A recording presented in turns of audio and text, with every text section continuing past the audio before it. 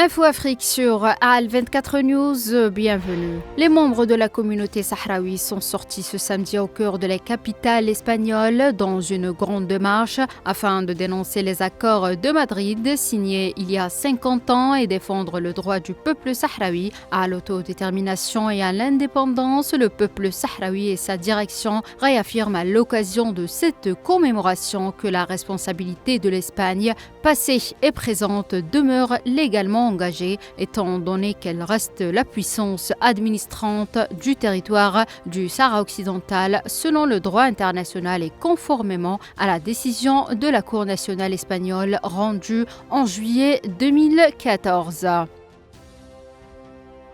La République démocratique du Congo et le mouvement rebelle M23 ont signé samedi à Doha un cadre visant à mettre fin définitivement au combat qui ravage l'est du pays. La cérémonie a réuni les responsables des deux parties ainsi que des représentants des États-Unis et du Qatar qui ont souligné la poursuite des efforts pour rétablir la paix sur le terrain grâce à des mécanismes d'exécution adaptés.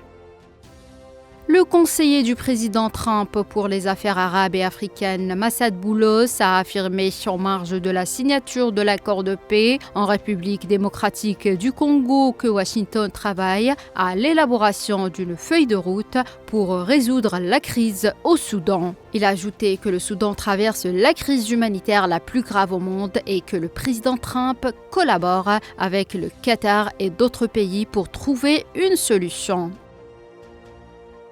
La présidente Samia Suluhu a exprimé hier sa profonde tristesse pour les victimes des violences liées aux élections du 29 octobre et annoncé la création d'une commission parlementaire pour déterminer les causes alors que des centaines de personnes auraient été tuées dans des manifestations et que l'opposition dénonce des fraudes massives.